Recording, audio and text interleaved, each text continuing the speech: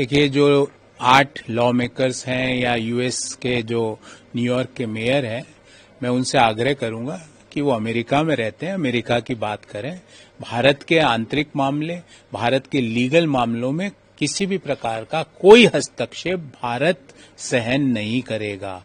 हम लोकतांत्रिक देश हैं, संविधान से चलने वाले हैं, जो बाबा साहब अम्बेडकर ने हमको दिया है, उस संविधान के अनुसार यहाँ पर काम होगा। आपकी चिट्ठियों से या आपके दबाव से या आपके नैरेटिव बिल्डिंग से देश में किसी भी प्रकार का काम नहीं होगा। मैं ये पूर्णतः स्पष्ट करना चाहता हूँ। दूसरी बात, भारत के आंतरिक मामलों में कोई भी, क्योंकि आप यहाँ भारत में तो चुने नहीं गए हो, आप जिस देश के लिए चुने गए हो वहां की बात क्यों नहीं करते हो, वहां के इश्यूज क्यों नहीं उठाते हो? तो जिस देश ने आपको चुना है, आप उस देश के लिए बात करो।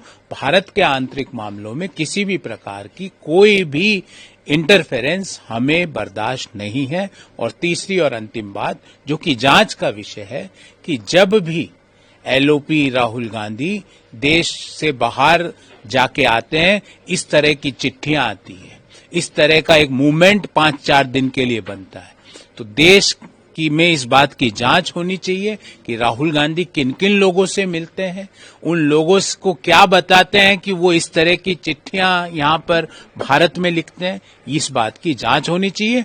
पुनः we will not tolerate any iota of interference in the constitution and the democratic process of our country।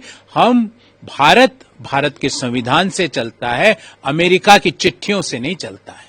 2024 में लोकसभा एपी सर्वे कराया गया है सर, काफी अच्छा मत इसको मिला है, जनता विश्वसनीय मान रही है। अब तो आप लोग क्रिटिसाइज कर रहे हैं राहुल गांधी को जिस तरीके से। हम नहीं, देश का 91% लोग कर्नाटक में जहां कांग्रेस की सरकार है, उस सरकार के में की एजेंसी ने जांच कराई और एक सर्वे कराया।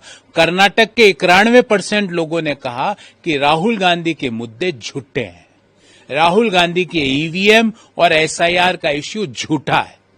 अब राहुल गांधी जवाब दे कि भाई कर्नाटक में उनका ये हाल है जहां पर कांग्रेस की सरकार है, दूसरे राज्यों में तो मुझे लगता नहीं कि 99.999% लोग कहेंगे कि राहुल गांधी जी जो मुद्दे उठाते हैं वो झूठे हैं, वो गलत मुद्दे उठाते हैं, वो संविधान के विरोध के मुद्दे उठाते हैं, वो बाबा साहब अम्बेडकर के संविधान को कमजोर करने का मुद्दा उठाते हैं। राहुल गांधी जी लोकतंत्र को कमजोर करने की बात करते हैं। ये कर्नाटक के 91% लोगों ने माना है, कर्नाटक सरकार के सर्वे में।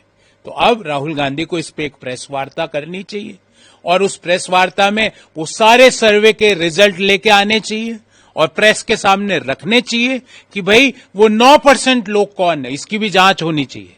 वो 9% लोग कौन है जिनको अभी भी राहुल गांधी के मुद्दों पर विश्वास है, उन लोगों का क्या धर्म है, उन लोगों के क्या इंटेंशन है, इसकी भी जांच होनी चाहिए।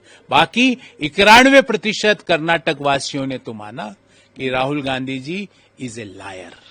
लेकिन मुख्यमंत्री सिद्धारमैया कह रहे हैं कि राहुल के जो प्रेस कॉन्फ्रेंस, अरे भाई, सिद्धारमैया जी अपनी सरकार की एजेंसी को झूठा बोल रहे हैं। मुख्यमंत्री अपनी सरकार की एजेंसी को झूठ बोल रहा है। देखिए, अब इसे ही कहते हैं लोकतंत्र और संविधान का संकट।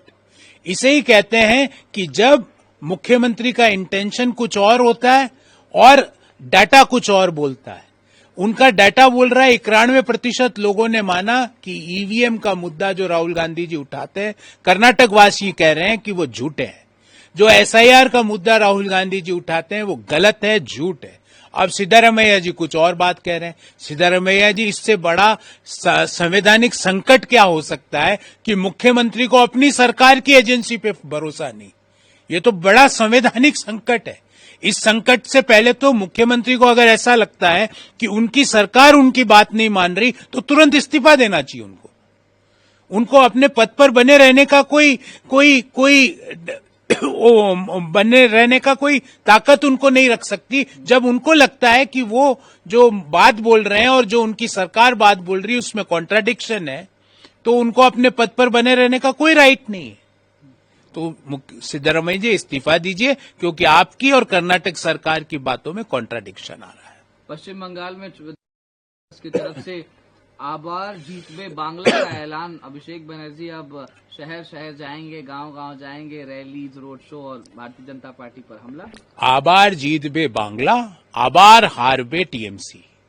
इस बार बंगाल जीतेगा और इस बार टीएमसी 25 से कम आकर रुकेगी। और ये मैं इसलिए बोल रहा हूं क्योंकि टीएमसी की सरकार सिनोनियम है, पर्याय है 3 चीजों का: भ्रष्टाचार, महिलाओं का यौन उत्पीड़न और miss governance. Law and order पूरा कोलैप्स हो चुका।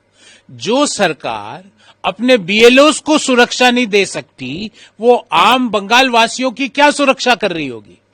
जो सरकार फेंसिंग के लिए 2 गज जमीन नहीं दे सकती बाउंड्री पे, जिससे कि फेंसिंग हो सके, घुसपैठी अंदर ना घुसे, वो लोगों की क्या सुरक्षा करेगी?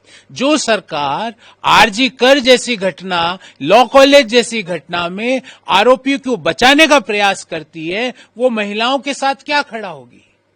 तो जो सरकार करप्शन के हर दिन नए मुकाम हासिल करती है, नए टारगेट्स और रैंक्स हासिल करती है, वो गवर्नेंस की क्या बात करेगी? So West Bengal government under the leadership of miss Mamata Banerjee is a synonym of corruption, nepotism and is a symbol of misgovernance and exploitation of the rights of the women. ये पश्चिम बंगाल की सरकार का एक मसौदा बन चुका है। और मैं पुनः कहता हूं पूरी जिम्मेवारी से कि राजद तो 25 तक पहुंची, पर पश्चिम बंगाल में टीएमसी 25 नहीं पहुंच पाएगी।